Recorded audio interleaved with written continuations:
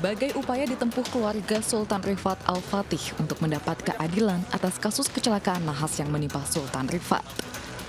Sang ayah, Fatih Nurul Huda, telah diperiksa sebagai pelapor selama 7 jam oleh Polda Metro Jaya. Sebanyak 16 pertanyaan ditanyakan oleh penyidik terkait dugaan tindak pidana kabel menjuntai milik PT Bali Towerindo yang menjerat Sultan hingga sempat koma. 16 pertanyaan dan lebih ke arah terkait dengan masalah kejadian kecelakaannya seperti apa, jadi lebih ke arah klarifikasi terkait dengan kronologis, penyebab dan seterusnya, termasuk juga sumber-sumber data informasi yang kami miliki, kami sudah sampaikan semuanya ke Meski sudah melakukan mediasi antara orang tua Sultan dengan pihak Bali Tower, namun hingga kini pihak PT Bali Tower belum memberikan uang kompensasi atas insiden naas yang dialami Sultan Rifat.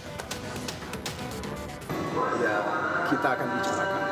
Cara penyelesaiannya akan kita terus diskusikan dan tentu saja dengan akan melibatkan pihak ke Menko Polhukam Mahfud MD menegaskan agar pihak Bali Tower melakukan pendekatan yang lebih manusiawi, tidak terlalu formalistik dan defensif. Supaya melakukan pendekatan yang lebih Indonesiawi dan manusiawi, tidak terlalu formalistik semata.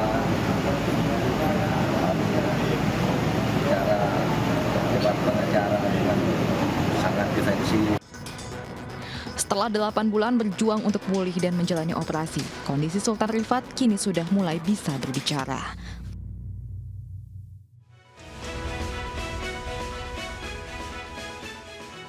Terima kasih Anda masih menyaksikan The Prime Show with Aiman.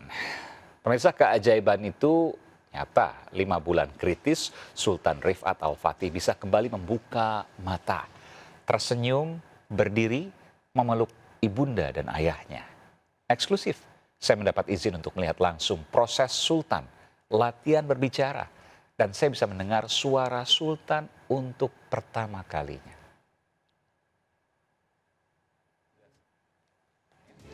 Saya melihat ada dokter yang merawat juga bersama dengan Karungkit di rumah sakit ini. Saya akan coba masuk ke dalam. Ini eksklusif pemirsa, ruang perawatan Sultan Rifat Fatih. Ini Pak Karungkit dengan ibu dokter yang merawatnya.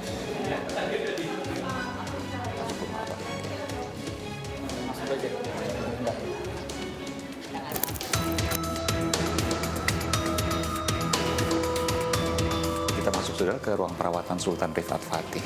Terima kasih, ini Ibu Dr. Yosita Rahman, spesialis THT KL. KL itu apa? Kepala leher. Oh, kepala leher. Iya. Oh, ini lebih spesifik lagi ya. Sekarang Kepala kita leher. bedah kepala leher, BKL.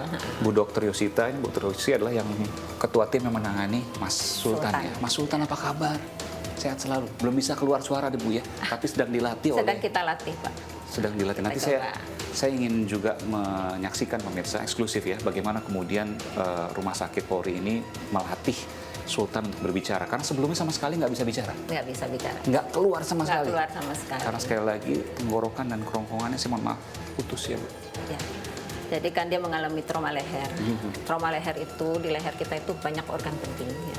Paling penting tentu trachea, jalan napas. Ya. Itu tracheanya juga kepotong. Trachea itu tenggorokan. Jalan napas, Jalan ya, napas. tenggorokan.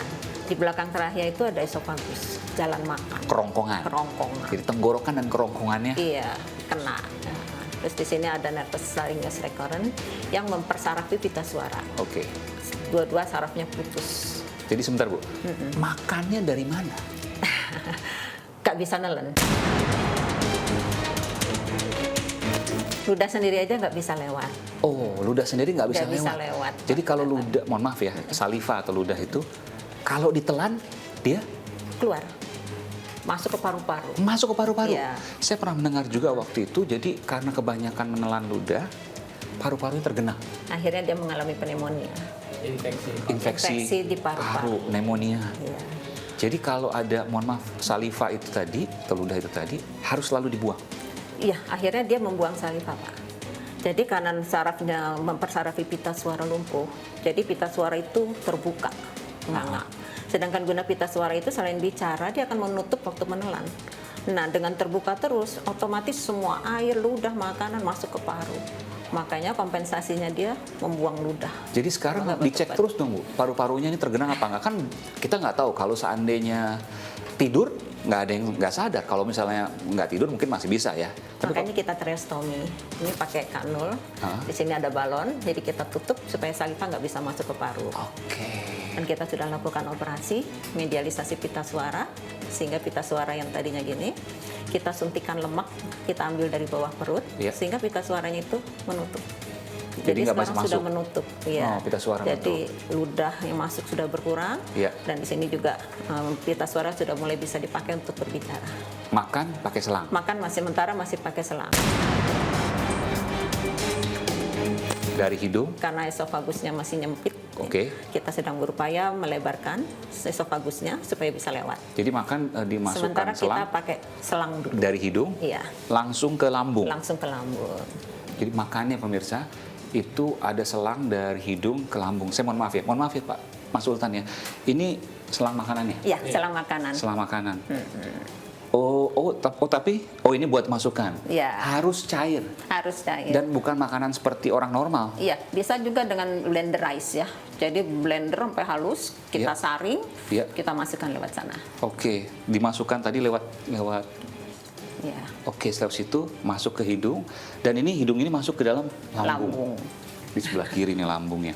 Itu untuk makan. Untuk nafas. Nafas dari lubang trachea ini, tracheostomy ini. Oh ini, oke. Tapi nggak apa-apa saya dekat nggak apa-apa Bu ya? Nggak apa-apa. Nggak apa ya? Sultan, Tapi ya? jangan di depan, nanti kena muncrat. Kalau batuk muncrat soalnya, harus dari samping kiri samping kanan. Oh oke. Nggak, saya mau mendengarkan nafasnya ini boleh? Nah, Boleh ya, pegang tangannya, biar terasa di situ ada. Saya ada ingin udara. merasakan, nggak, ini tangan sudah bersih, sudah cuci tangan ya. Tentu kan khawatir infeksi juga ya Bu ya. Sudah cuci tangan, saya ingin merasakan bagaimana kemudian nafasnya itu. Permisi ya Mas Sultan. Oh ya ini Hidungnya kerasa. nggak Segini berfungsi aja lagi. kerasa. Hidung nggak bernafas lagi, nggak ada udara ke hidung. nggak ada, iya. Nah, boleh dipegang Hidung tidak hidungnya, nggak ada. Jadi nafasnya dari terakhir. 20 cm ini terasa seperti hidung, seperti kita Iya. di hidung ya. Di sini. Jadi memang nafas dari leher Betul. dilubangi. Iya. Dan tuh saya mau tanya Bu, mohon maaf. Itu permanen atau nanti bisa kembali ke hidup? Kayaknya itu bakal permanen.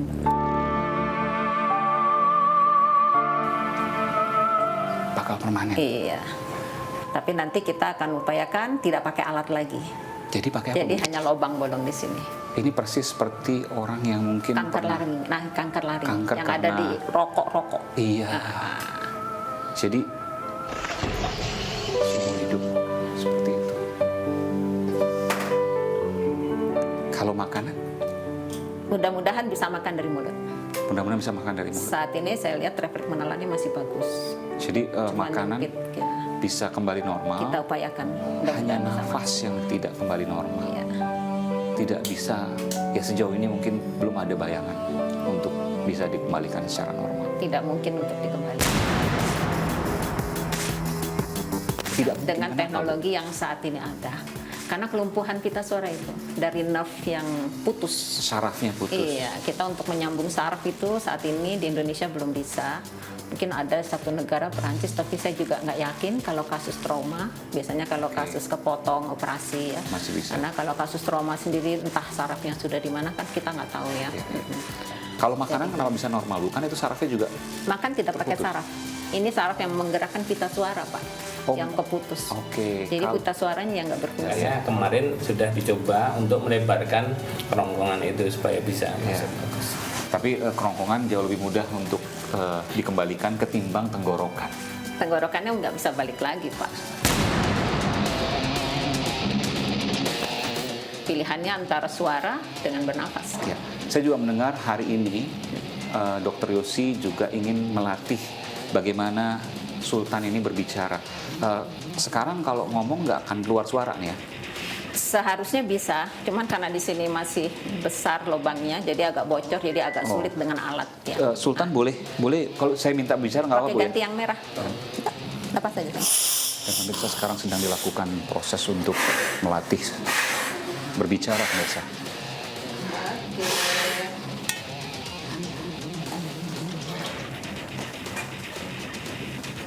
Nah, buang dulu ludah. Kita ngomong ya. Pikir mau ngomong apa? Siap? Tarik nafas panjang. Yuk, kita ngomong. Tawa dulu. Ini nggak bisa bicara ini ya? Hah? Nggak bisa bicara. Yuk, coba coba.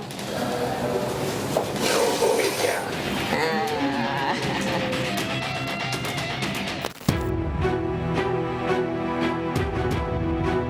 Yuk, Bisa bicara? ngomong apa? Selamat pagi Indonesia, gitu atau? Pagi semuanya. Nah. Nama saya Sultan, gitu dong. Nama saya Sultan. Nama saya Sultan. Nama saya Sultan. Kalau ini mau dipasang selang untuk bisa lebih jelas lagi, nggak? Enggak, karena kan dia butuh bernafas ya. Ini masih ada bocor-bocor dari saliva. Oh, oke. Jadi sementara kita pasang selang dulu mencegah supaya nggak masuk ke paru. Oke. Tapi nanti akan kita lepas seperti ini. Iya, iya. Dan untuk berbicara tuh berat sekali ya.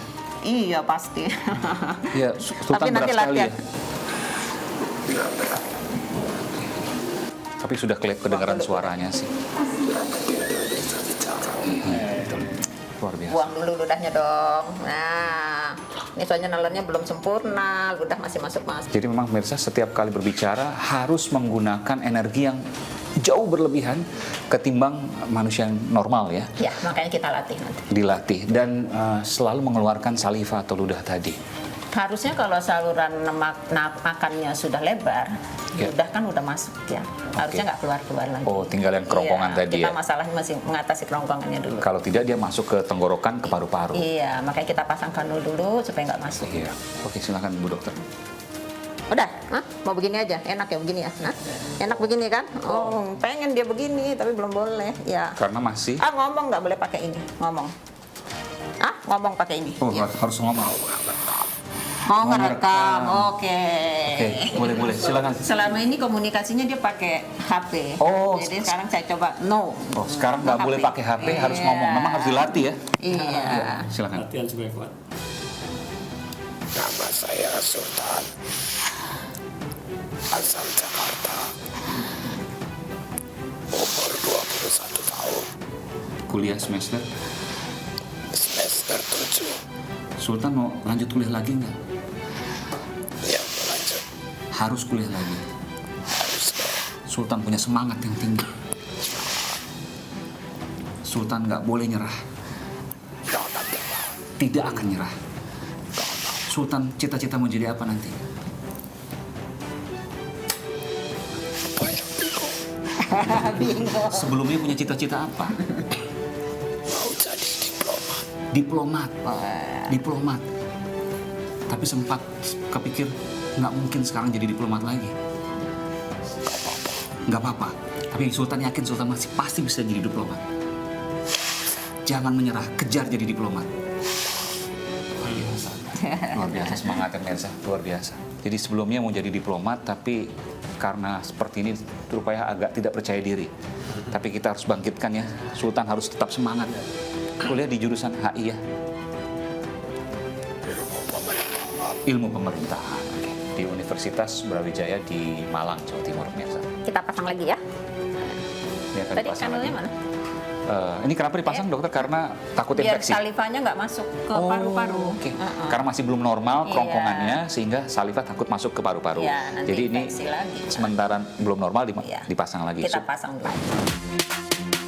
Nggak tahu sampai kapan nanti. Sampai kapanpun. Sampai kapanpun. Sampai lebar.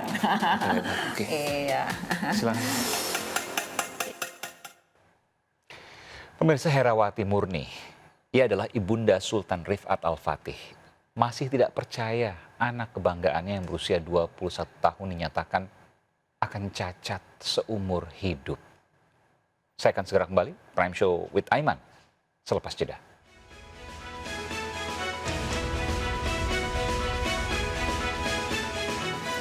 Jadi Sultan, Bunda